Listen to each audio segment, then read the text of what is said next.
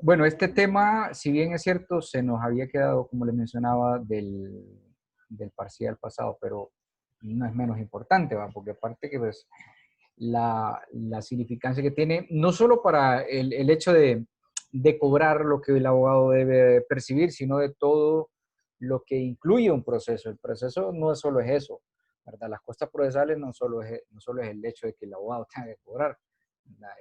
Es un punto, sí, pero no lo son todo. Entonces hay que definir primero qué son las costas, cuáles son los tipos de costas que encontramos y luego ver qué es lo que nos dice en nuestro procedimiento, ¿verdad? Bueno, primero, a ver que está lento esto, no sé si ¿sí se me está escuchando bien? Sí, ¿verdad? Sí, abogado. Hubo un corte de señal cuando empezaba, por eso les pregunto.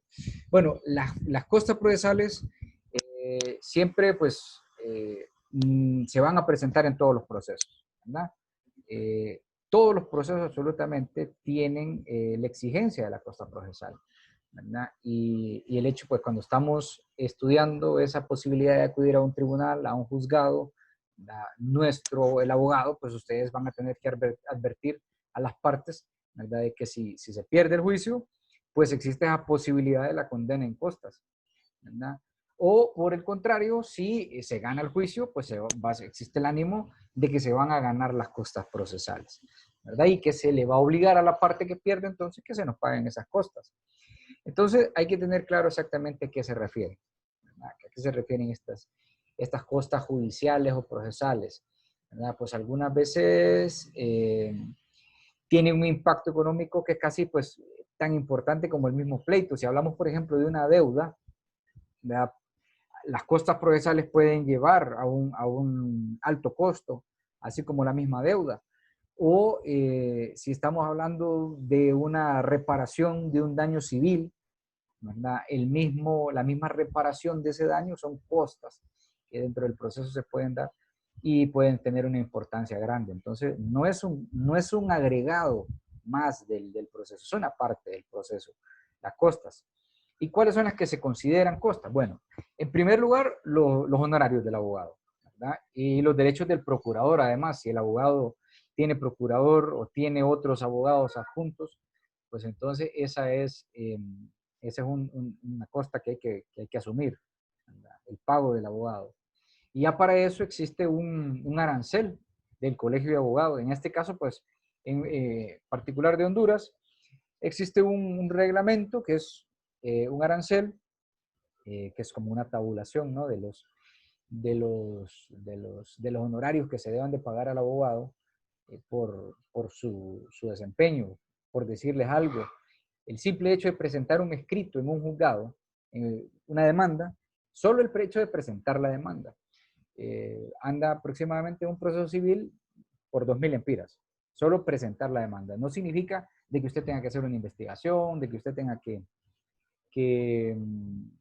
realizar algún trámite en el mismo proceso, o únicamente presentar el escrito. Es un costo de 2.000 empiras. El hecho de una consulta, desgraciadamente nosotros mismos nos hemos boicoteado, los mismos abogados nos hemos boicoteado y damos las consultas gratis, cuando el mismo arancel nos establece que una consulta particular, el costo es de 500 lempiras, lo mismo que cobran los médicos, ¿verdad? Los médicos generales, porque si vamos a un especialista, ya sabemos cuál es el cobro, ¿no? Que oscila entre los 800, 1000 lempiras y más, ¿no? Si es un subespecialista, qué sé yo, o si nos hacen un procedimiento simple en su misma clínica. Entonces nosotros nos hemos boicoteado, pero el arancel establece estas condiciones. Les voy a colgar en el módulo el arancel para que tengan ustedes la idea, ¿no? Por ejemplo, el salario mínimo de un abogado actualmente oscila entre los 3 y 4 salarios mínimos. Es decir, que un abogado, si trabaja como empleado permanente, debe ganar al menos 3 salarios mínimos o hasta 4 salarios mínimos. Supongamos que son 3 salarios mínimos. Bueno, el salario mínimo en el sector comunal se le llama, porque si nosotros estudiamos la parte del derecho laboral, vamos a ver que existe una tabla del salario mínimo y de acuerdo al rubro en el que trabajemos, entonces vamos a tener un salario. Si trabajamos en agricultura, es un salario. Si trabajamos en la industria, es un salario. Si trabajamos en una institución financiera, un banco, es un salario. Si trabajamos en un sector comunal, que es en el que se marca el salario mínimo de los abogados, pues también es un salario específico. Actualmente anda como en los 9.000 y fracción de lempiras. Digamos 9.000 y algo, ¿no? ¿Cuántos son 3 salarios mínimos?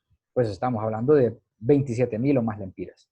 Ese es el salario mínimo de un abogado, que está de acuerdo a nuestro arancel. Algo que hay que aclarar aquí con esta parte del arancel es que el arancel todavía no es ley, ¿ya?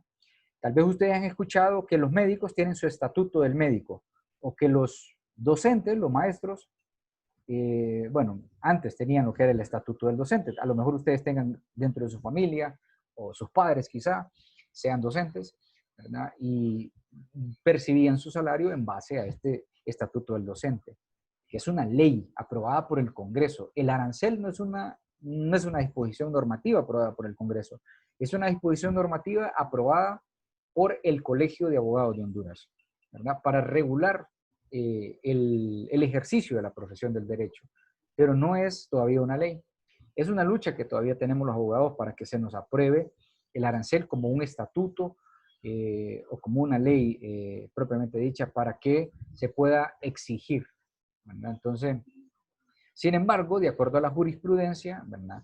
Sí podemos exigir al menos el salario mínimo que establece ese arancel, ¿verdad? La jurisprudencia me refiero a lo que haya resuelto la Corte Suprema en demandas donde abogados han interpuesto demandas laborales exigiendo el pago de su salario mínimo, ¿verdad? Y la Corte ha resuelto favorablemente a favor de varios abogados. No de todos los casos, pero sí ha resuelto en varios casos.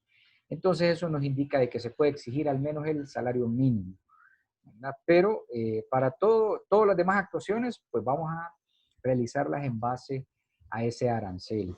Y bueno, yo de antemano los incito a que ustedes respeten ese arancel y se respeten unos con otros, porque ahora nos encontramos que, por ejemplo, un proceso de divorcio, que si bien es simple, lo realizan por 3.000 lempiras los abogados. Y les estoy diciendo que el hecho de ir a presentar un escrito, solo el hecho de presentar el escrito de solicitud de una demanda o una solicitud son 2.000 lempiras, entonces a 3.000, o sea, todo lo que incluye los gastos de audiencia, los trámites de sentencia, etcétera, no se están cobrando. Entonces nos estamos boicoteando entre nosotros mismos, ¿verdad? Bueno, no sé, por la misma necesidad seguramente, ¿verdad? Pero hay que respetar esa regla, porque para algo se ha conciliado dentro del mismo colegio de abogados. Pues bien, esa es la primera costa, ¿verdad? La primera costa, los honorarios. Luego tenemos otras costas como lo son los anuncios que se hayan de hacer en el proceso si son necesarios, como por ejemplo los edictos, ¿verdad? Los que obligatoriamente las partes deban hacer durante el trámite del proceso. Cuando desconocemos el paradero del demandado, ¿no? Hay que hacer un edicto, recordemos, cuando veíamos aquella parte de la comunicación, bueno, ¿quién va a asumir esa costa? Bueno, de momento en el proceso la va a asumir la parte que esté pidiendo, pero al final, muy probablemente el juez va a decir, si la condena es con costas, entonces que esas costas, o sea, todos esos gastos que se incurrieron para hacer los edictos, sean pagaderos por el demandado o el que haya sido vencido en el juicio. Para darles una idea, creo que ya se los había adelantado cuando hablaba de esta parte de los actos de comunicación y específicamente de la comunicación por edictos. Hay que hacer la publicación tanto en un periódico de circulación nacional como en un medio, una radiodifusora de audiencia nacional. Y aproximadamente este gasto anda en más o menos 10.000 lempiras cada publicación entre periódico y radio. Eso significa que si hay que hacer 3 publicaciones, estamos hablando de 30.000 o más, ¿verdad? Esa es una costa considerable si estamos hablando, por ejemplo, de una demanda, no sé, una demanda que no sea más de, o que sea de 100.000 lempiras o menos de 100.000 lempiras, ¿verdad? Ya se vuelve. Aparte del pago del abogado, aparte de los edictos, imagínense, ya vamos sumando una cantidad considerable, ¿verdad? Abogado, ¿Sí? para entender lo que acaba de mencionar, entonces sí, no es ley porque no fue creada por el Poder Legislativo, pero sí es una norma por ser creada por el Colegio de Abogados de Honduras, ya que fue publicada en el Diario Oficial La Gaceta. Es correcto, totalmente, es así. ¿verdad? Recordemos que de acuerdo a aquella jerarquía de la norma, ¿verdad? Está la Constitución por encima de todo, los tratados internacionales, las leyes y los códigos de derecho interno, ¿verdad? Que esas todas son aprobadas por el Congreso. Bueno, la Constitución por el Poder Constituyente, ¿verdad? Pero las demás por el Congreso. Los decretos que aprueba el Ejecutivo tienen carácter de ley. Los decretos que aprueba el Legislativo, aunque no sean leyes propiamente, pero son decretos y tienen fuerza de ley. Y después de eso están, por ejemplo, las ordenanzas municipales, no son aprobadas por el Congreso, pero tienen fuerza de ley. Así en una, ¿cómo se llama? En un municipio establecen, por ejemplo, la ley seca, que no se vende alcohol. Bueno, en ese municipio, nada más específicamente, es prohibida la venta de alcohol. O que se establece la prohibición de circular a tantas horas de la noche. En ese municipio. No es aprobado por el Congreso, pero tiene fuerza de ley. Si la autoridad de ustedes lo encuentra violentando esa disposición, está plenamente facultado para, pues, a someterlo, ¿no? A que cumpla esa ley. Lo mismo pasa con estos decretos, que son, bueno, nosotros somos obviamente el gremio de los abogados, es un gremio reconocido por el Congreso, reconocido por la República, y que necesita sus propios reglamentos. Entonces el arancel, a pesar de que no está elevado al rango de ley, porque no ha sido ratificado o discutido y promulgado como ley por el mismo Congreso, pero sí que sirve para regular lo que disponga el mismo gremio. Entonces sí tiene aplicación, ¿verdad? Y sí tiene exigibilidad. Entonces, Okay, gracias. lo que pasa, como le digo, es que no podemos como exigir, tenemos que probar nosotros en un juicio que efectivamente tenemos un derecho. Si usted es un abogado que está trabajando para una institución, supongamos, y no le están pagando su salario mínimo, entonces usted tiene que probar, ¿verdad?, que efectivamente está realizando labores de abogado y que no le están pagando su salario mínimo, ¿verdad? Y cuáles son las circunstancias de esa institución para la que usted labora o para el bufete para el que usted labora, ¿verdad? Para que el juez le pueda declarar con lugar su demanda. A diferencia de un estatuto del docente, por ejemplo, cuando estaba, ¿verdad? O del estatuto del profesional médico, que ellos ya se sabe que su salario mínimo es tanto. Por ejemplo, el de los médicos, actualmente creo que el del médico general anda como por unos 36,000 o 38,000 lempiras, algo así, de un médico general. Ya si tiene especialidades, pues obviamente es más. Y por eso ellos, si entran a trabajar en una institución privada o pública, pues tiene que pagárseles esa cantidad. Mientras que nosotros nos tenemos que conformar a veces con lo que nos ofrezcan, ¿verdad? Porque no tenemos ese rango todavía de ley reconocida por el Congreso. Cuando esté, entonces sí, ya nosotros vamos a exigir, ¿verdad? Si nadie nos puede contratar por un salario inferior al que establezca el estatuto del profesional del derecho. Pero bueno, esta es una propuesta que viene del 2017. Ya he tenido el privilegio de participar en los procesos de elección gremial, aquí en el capítulo nuestro, el de Santa Rosa, y ya vienen desde el 2017, como les digo, impulsándose esta iniciativa para que se llegue a establecer como un estatuto. Pero bueno, todavía no es una prioridad para el gobierno y efectivamente, ni para el Congreso, obviamente, ¿verdad? Entonces, por eso no se ha logrado. Ojalá en algún momento lo logremos. Tenemos que unirnos los abogados para lograr ese punto. Pero bien, entonces eso, ¿no? Los honorarios, los edictos, todos los gastos que tengan que ver con las comunicaciones que haya que hacer, es parte de las costas. Los honorarios de los peritos. Si hay que pagar, por ejemplo, una prueba de un perito balístico, de un perito calígrafo, de un perito de un laboratorio, pues todos esos gastos, ¿quién los va a asumir? Bueno, eso va a las costas procesales, ¿verdad? Si hay que pagar un ADN, por ejemplo, bueno, en otra ocasión creo que también les mencionaba que un ADN anda entre 300 a 500 dólares. Bueno, es una cantidad también considerable, ¿verdad? Sumándola ahí a las costas. Entonces, va sumando. Lo otro son las certificaciones, las copias, las notas, los testimonios o los documentos de registro público que se soliciten directamente al juzgado, ¿verdad? Estos pueden ser gratuitos en muchos casos, pero en otros, cuando lo solicite directamente el juzgado. Pero cuando nosotros los solicitamos y, por ejemplo, hay que pagar una constancia, normalmente la emisión de constancias de una institución pública ronda los 200 lempiras. Por ejemplo, las certificaciones de matrimonio, hay que pagar 200 lempiras. Las constancias de antecedentes penales para trámites judiciales son 200 lempiras.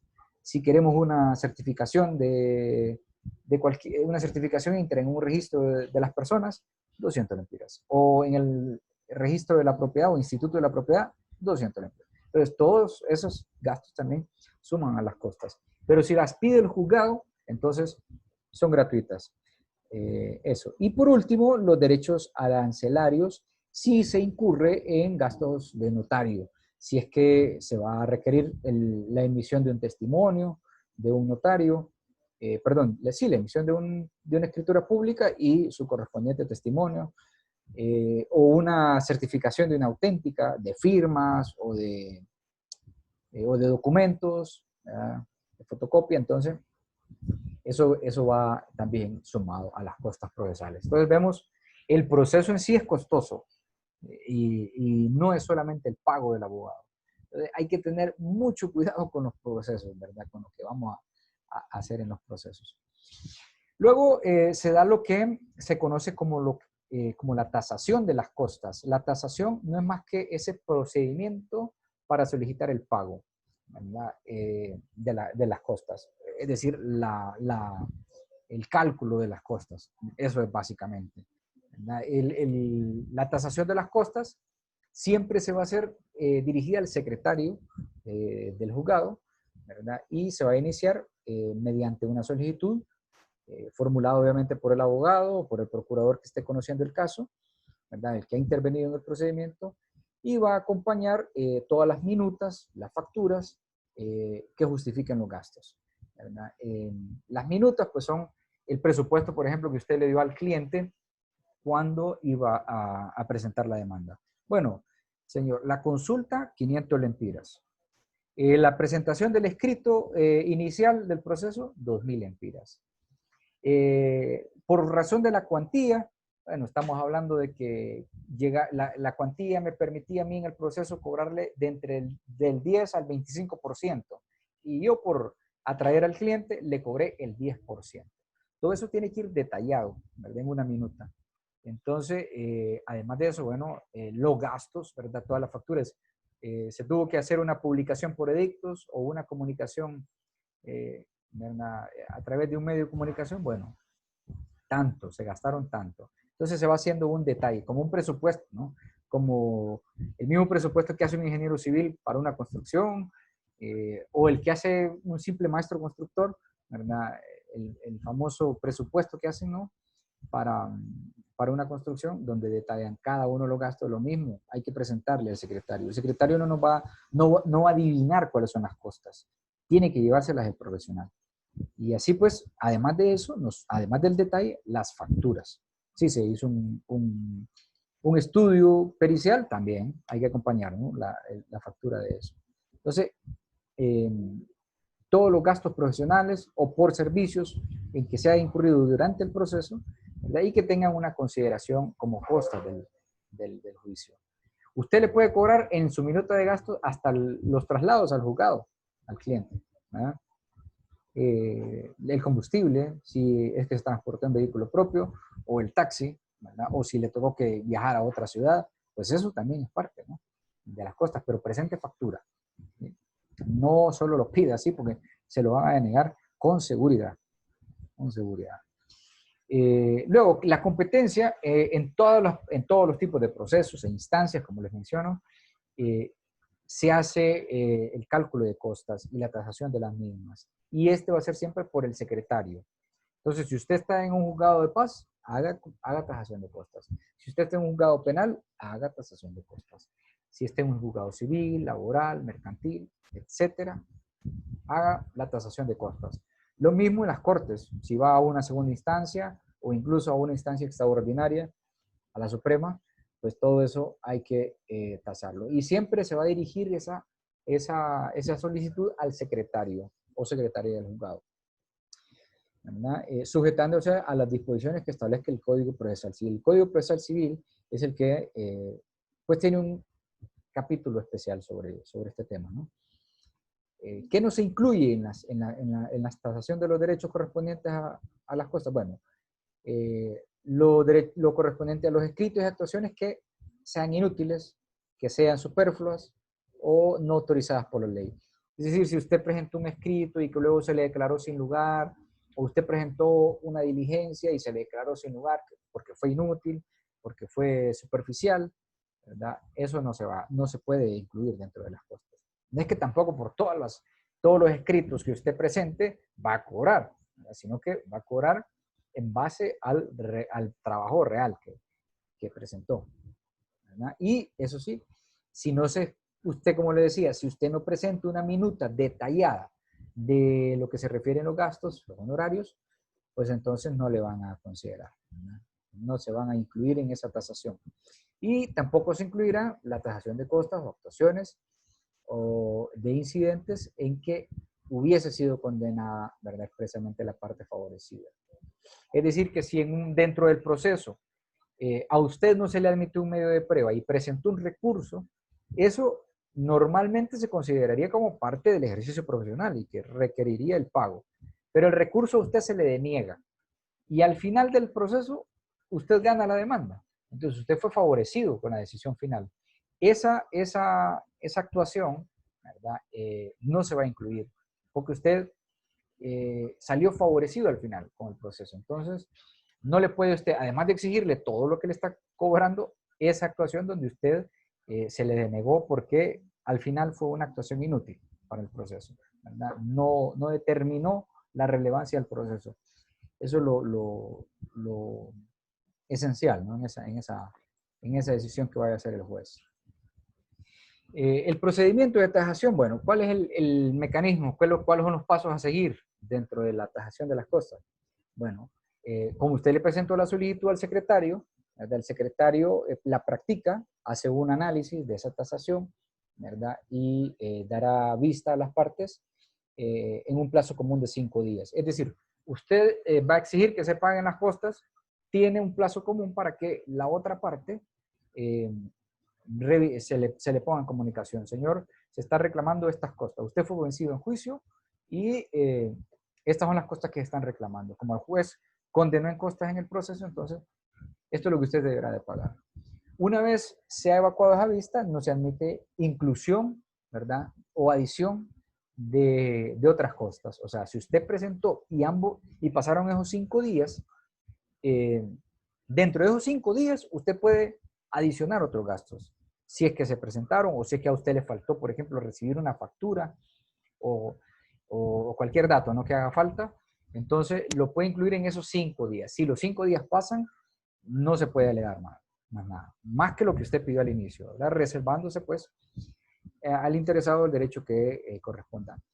Después de eso, después de los 5 días, pues el juez o el tribunal puede reducir el importe de los honorarios de los profesionales del derecho, ¿verdad?, y de los peritos que han intervenido cuando los reclamos excedan el límite fijado en el arancel del profesional del derecho.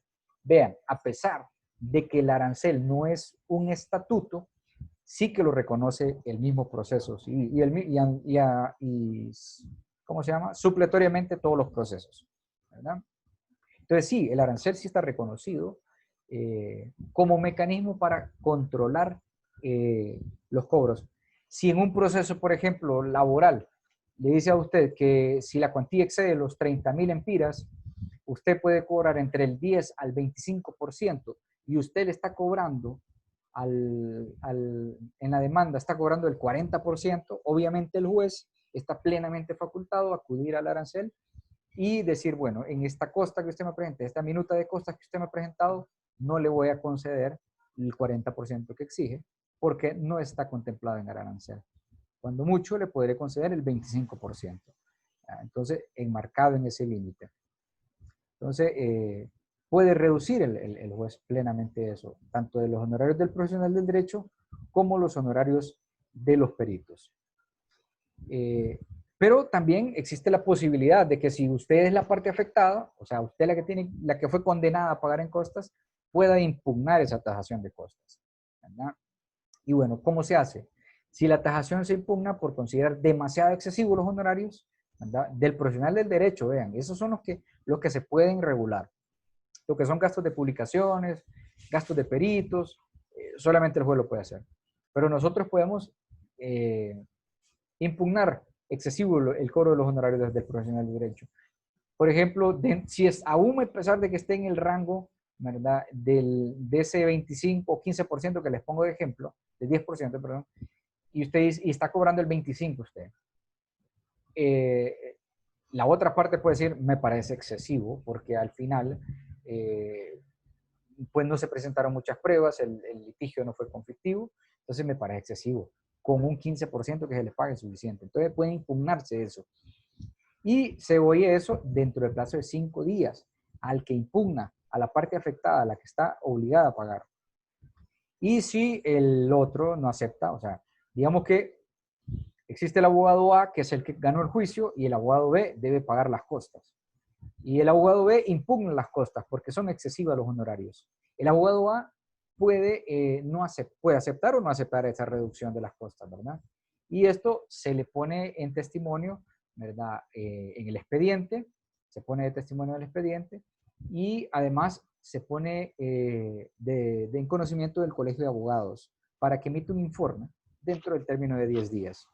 ¿Sí? Entonces, si hay ese conflicto, ¿no? De que no se ponen de acuerdo las partes en cuanto al cobro de los honorarios del profesional, pues entonces, después de aquellos 5 días en común, ¿verdad? Obviamente el que se ve afectado puede interponer la impugnación y se corren otros 5 días. Y después de esos 5 días, entonces, se pasa al Colegio de Abogados para que emita el informe en el plazo de 10. El plazo de 10 días. Entonces, lo establecido en esto, respecto a la impugnación, de honorarios del perito, pues se puede también hacer a la asociación o al colegio al que pertenezca a ese perito. Si es un médico, por ejemplo, se puede pedir obviamente al Colegio de Médicos de Honduras. Si es un análisis que se va a hacer por un microbiólogo, pues entonces al Colegio de Microbiólogos. O si es a un psicólogo, pues al Colegio de Psicólogos. O si es un análisis a un ingeniero civil, pues al Colegio de Ingenieros Civiles. Y así sucesivamente, ¿no? Entonces, se pueden impugnar el cobro de honorarios, ¿verdad? Los gastos como tal, muy difícilmente se pueden impugnar. Los honorarios sí que se pueden impugnar. ¿Estamos claros hasta ahí? ¿No hay dudas? Sí, abogado. Perfecto. Bueno, ya con estos 2 puntos vamos casi cerrando. Las costas y el desistimiento. Bueno, dentro de los procesos hay formas de terminar, ¿no?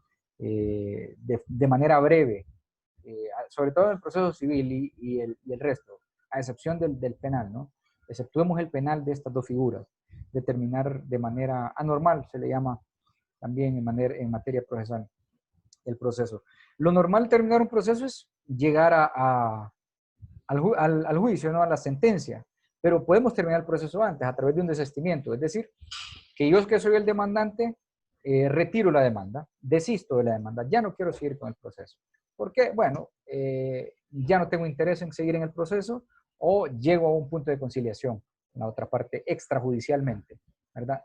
Apartados del proceso, llegamos a un punto de conciliación y conciliamos, bueno, está bien, usted me va a saldar la deuda de esta manera y voy a acudir al proceso nuevamente, al juicio y le digo al juez, desisto.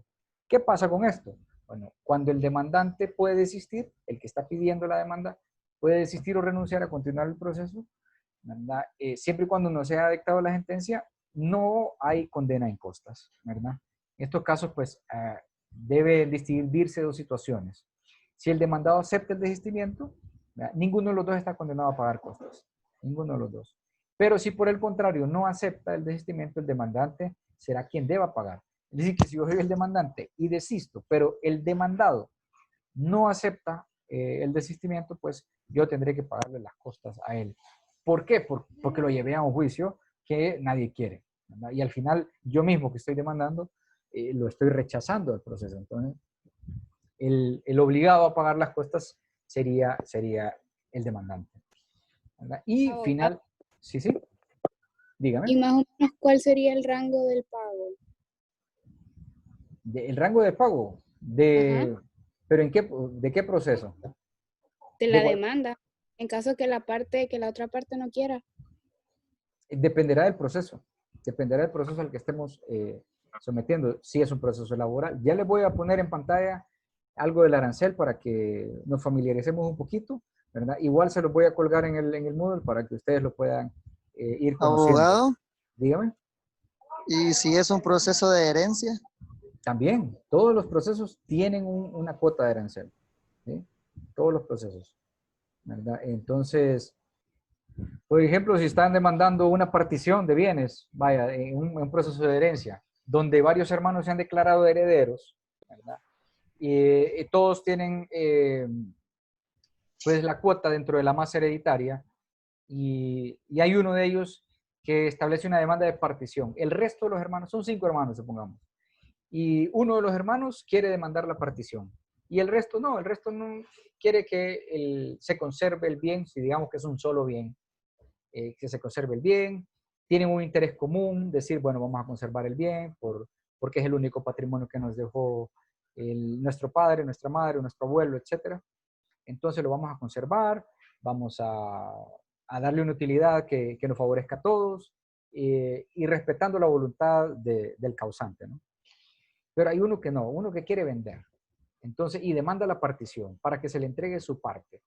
Y bueno, durante el proceso de partición, ese demandante, ese hermano demandante, dice, no, está bien, me voy a unir al deseo de mis hermanos o ya no quiero tener problema con mis hermanos. Desisto de la demanda. Pero ahora los hermanos sí están interesados en la partición, entonces no aceptan el desistimiento, pues entonces el juicio se termina ahí, porque hay un desistimiento y hay un interés del demandante. Pero este demandante deberá de pagarle a los demandados las costas. Las costas, obviamente, todos los gastos que ellos hayan incurrido para llegar a ese juicio, ¿no? Porque no hay un interés de ellos en ese juicio. Entonces, se vuelve obligatorio para ellos. Entonces, en cualquier escenario, a diferencia de la materia penal, por eso les digo, que el desistimiento no se presenta como tal, ¿verdad? En todo caso, recordemos que, ¿por qué en el materia penal? Bueno, porque en la materia penal, quien acusa o quien ejerce la función de actor, de promotor del proceso, es el ente acusador, que generalmente va a ser el Ministerio Público. Y el Ministerio Público es una institución del Estado. Entonces, no es un abogado particular el que está cobrando ese juicio. Y está actuando además en interés de los ciudadanos, del Estado de Honduras. Por lo tanto, no hay razón para que se le pague al Ministerio Público. Preguntarle para qué lo quiere también. Hola, no sé si puede poner en mudo ahí. Entonces, no hay razón para que el Ministerio Público le pague al imputado, ¿no? Esto. Entonces, por eso, solo en el resto de materias es que se da el desistimiento. ¿Sí?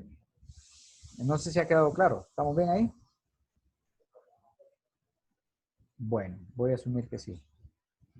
Por último está el allanamiento. Recordemos que el allanamiento en los otros procesos es la aceptación del demandado. El desistimiento es como que el demandante no quiere seguir con el proceso y en el caso del allanamiento, el demandado acepta lo que se demanda. Entonces está de acuerdo, ¿verdad? En el resto de procesos. Y bueno, en el allanamiento, como les digo, el demandado reconoce que la acción judicial pues está ejercitando contra él el demandante es justa y que tiene razón lo que está demandando. Entonces, ahí se termina el proceso. No hay sentencia. El proceso termina ahí, ¿verdad? O no hay una sentencia después de un juicio, ¿verdad? Probatorio, porque ni siquiera se abre a pruebas, ya que el demandado dice, acepto lo que están demandando. Entonces, en estos casos, si el demandado se allana antes de contestar la demanda, no será condenado en costas, salvo que el juez considere que ha actuado de mala fe, ¿verdad? Por ejemplo, si ha reclamado una deuda, ¿verdad? O se ha intentado una conciliación judicial. Y por otro lado, si el allanamiento se realiza después de haber contestado la demanda, el demandado será condenado a abonar las costas del procedimiento, es decir, hasta donde haya llegado el proceso. Siempre y cuando no haya sentencia, ¿verdad? Siempre y cuando no se haya evacuado todo el proceso, en cualquier momento el demandado puede decir, ¿sabe qué? No quiero seguir con este proceso, voy a aceptar lo que se está demandando. Entonces se puede considerar el juez, pero eso queda muy a criterio del juez considerar las costas, tanto en el desistimiento como en el allanamiento, básicamente en todo es el juez el que establece la condena de costas y dice que se debe de pagar, ¿no? Usted como profesional del derecho siempre pida la condena en costas, ¿verdad? Porque en caso contrario, si usted no las pide, el juez pues se va a pronunciar sin costa o que las costas se paguen por cada una de las partes involucradas en el proceso, que cada uno asuma los gastos en los que incurrió, ¿verdad? Normalmente, pues eso es lo que toca. Les voy a poner ahorita en pantalla, entonces, ahí estamos claros hasta ahorita con las costas procesales y el proceso y las circunstancias que pueden dar con la finalización anormal del procedimiento. ¿Estamos claros? Yo solo tengo una consulta, abogado. Dígame, hágalo saber, Luis. En el artículo 219, en el Sí. numeral 2, dice, si Ujú. fuere parcial la estimación o desestimación de las pretensiones, cada parte abonará las costas causadas a su instancia y las comunes por mitad. Es correcto. Eso es lo que le digo. ¿Qué es lo que pasa cuando las partes, el 219 me dice, numeral 2. 2. Sí, si fuera parcial la estimación. Es decir, que si todo lo que se demandaba no se declaró con lugar, sino que solamente una parte, entonces cada uno va a aportar las costas en que incurra, ¿verdad? Cada parte va a abonar las costas a su propia instancia. Es decir, si usted como demandado incurrió en ciertos gastos y el demandado también, como el demandante, perdón, usted, y el demandado también incurrió en sus gastos, cada uno va a pagar sus gastos, ¿verdad? A eso se refiere, ¿verdad? No se va a condenar a una parte u otra, sino que cada uno va a pagar esas costas, ¿verdad? Ok. Sí, sí, es así. Eso es cuando se establece la condena de costas perfectamente, ¿verdad? Y bueno, sí, el 220 es lo que habla, que les decía, en caso de allanamiento y desistimiento, ¿verdad? Bueno, les voy a, solo para dar un repaso, así una ojeada al arancel. Vamos a ver, aquí tenemos, esta es una publicación, este es el arancel publicado en la Gaceta, el último arancel, ¿verdad? Que pues fue de 2017, el 30 de abril de 2017, ¿verdad? Donde se establece, bueno, los principios, voy a avanzar un poquito a los principios, a la competencia, ¿verdad? A las normas comunes. Aquí se establece lo que llama el proceso civil en el caso de que haya una discordia, ¿no? En la aceptación, cuando sea impugnación de los honorarios. Por ejemplo, el artículo 13 habla ahora el límite de los honorarios, ¿verdad? Voy a avanzar para que vean un poquito ustedes dónde, por ejemplo, los cobros, ¿no? Que se hacen. ¿Qué tipo de cobro? Por ejemplo, aquí, honorarios en jurisdicción constitucional. Es decir, si se interpone un recurso de amparo, acciones de garantía constitucional. Una acción de amparo ante la Corte Suprema, 30.000 empiras. Ante las Cortes de Apelaciones, 20.000 empiras. Ante juzgados de letras, 5.000 empiras. Eso es lo que hay que cobrar, ¿verdad? Si es amparo, si es un habeas corpus, 10.000 empiras. Si es un habeas data, 10.000 empiras. Si es un recurso de revisión, 25.000 empiras, ¿verdad? Aquí por el otro lado tenemos asuntos civiles y mercantiles, tarifa corriente, miren. Hasta 30.000 empiras se puede cobrar el 30%. Es decir, que si usted está cobrando en una deuda 30.000 empiras, puede cobrar el 30%. ¿Cuánto es el 30%? Estamos hablando de 9.000 empiras, ¿no? Sobre el exceso de los 30.000, o sea, si estamos hablando, por ejemplo, hasta 100.000 empiras, usted está cobrando una deuda de 100.000 empiras, bueno, hay que cobrar el 30%, es decir, los 9.000, más el 25% sobre el exceso. Es decir, de los 100.000 hay que sacar el 25%, 25.000. Pues a esos 25.000, sumémosle los 9.000. ¿Cuánto sería? Pues 34.000. Y así vamos sumando, ¿ya? ¿Ven cómo la tasa de honorarios va aumentando? Entonces se vuelve algo importante dentro del proceso. Por eso es que no hay que descuidarla. Entonces, claro, todo esto es conciliable. Muchos procesos se resuelven por mucho menos. No todos los abogados cobran en base al arancel, ¿verdad? Y ahí es donde les digo, nos boicoteamos. Pero es para que ustedes tengan una idea. Entonces, ¿qué más? Por aquí tenemos forma de pago de los honorarios en un proceso ordinario, en materia civil, siempre, o mercantil. Una cuarta parte al presentarse la demanda. ¿Cómo se va a cobrar? Bueno, una cuarta parte al presentarse la demanda, la contestación.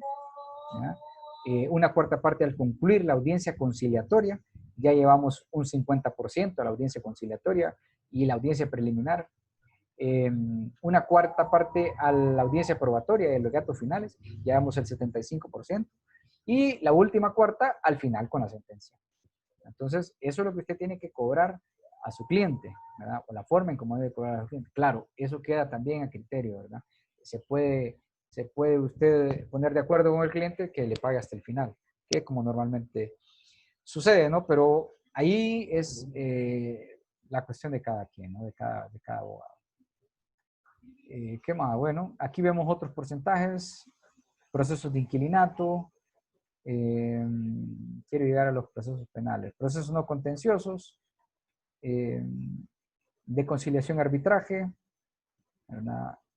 contencioso administrativo. O sea, el arancel establece claramente, por ejemplo, vean, procesos de familia, demandas de divorcio y mutuo consentimiento, 15.000 empiras.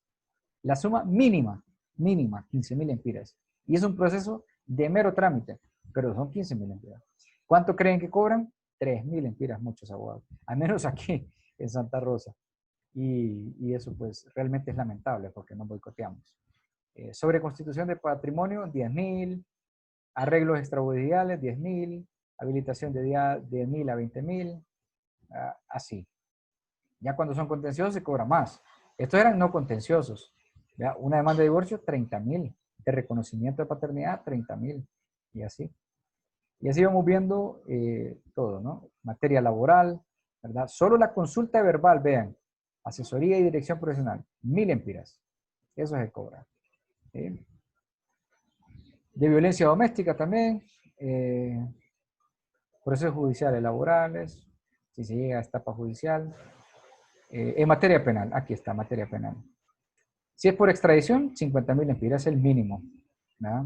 ¿Cuánto cree que le cobran a un extraditable? No son 50.000 empiras. ¿Ya?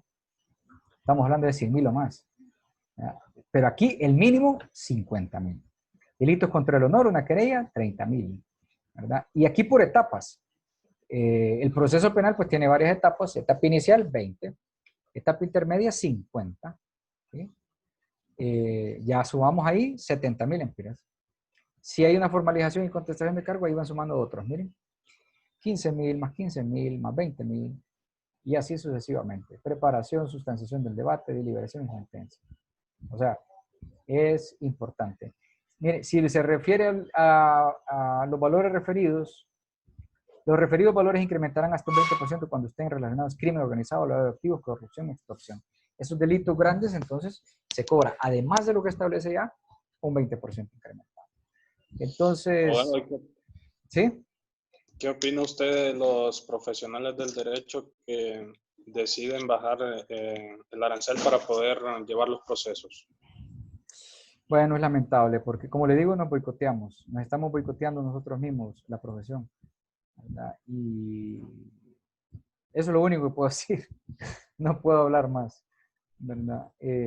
No puedo hablar más. Creo que parte del hecho de que nosotros no nos respetemos es eso, que no cobremos por lo que debemos cobrar, ¿verdad? O sea, esto, obviamente a veces los cobros que se hacen inferiores al arancel, pues es dependiendo del cliente, ¿verdad? Porque a veces a usted le va a llegar a un cliente que no tenga capacidad económica. Y usted de buena voluntad, pues diga, no, ¿sabe qué? Solo deme tanto, ¿verdad? Y ahí es muy entendible. Y la mayoría de los clientes que vamos a tener son así, ¿verdad? Son gente que no tiene la capacidad económica. Entonces, es entendible. Pero cuando un cliente sí tiene capacidad económica, pues respete usted su trabajo. O sea, dé ese valor. Eso es lo que yo digo. Usted tiene que darse valor. claro, ese valor que usted se dé depende de su trabajo, ¿verdad? De la calidad de trabajo que usted ofrezca. Entonces, si usted es un abogado mediocre, pues bien pagado está, si le dan una cantidad de dinero mínima. Pero si usted es un buen abogado, una buena abogada, pues cobre bien, ¿verdad? Porque es fruto de su trabajo. No de por gusto están ustedes en estas sesiones de Zoom, que yo sé que no son las más cómodas, ¿no?